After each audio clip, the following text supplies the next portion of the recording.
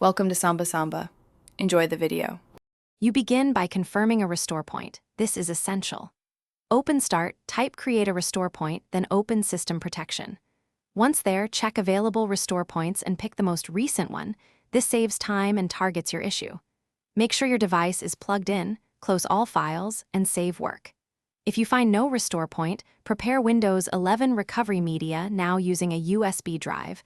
Otherwise, proceed to the Restore Wizard. This establishes a safe rollback point and prevents data loss.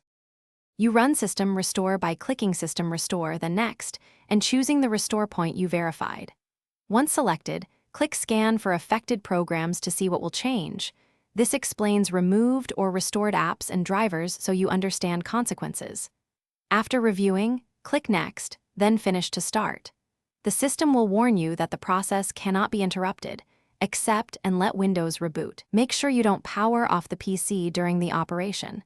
This completes the core restoration execution. After Windows restarts, test your main apps and settings to confirm the restore fixed the problem. If things look good, create a fresh restore point now and run Windows Update to reapply security patches. If the restore fails or Windows won't boot, boot into Advanced Options from the recovery environment, choose System Restore again, or try Startup Repair. If needed, start Safe Mode or use recovery media to access backups and run DISM or SFC. One key tip: record error messages, they speed. Thanks for watching. Consider subscribing if we helped you.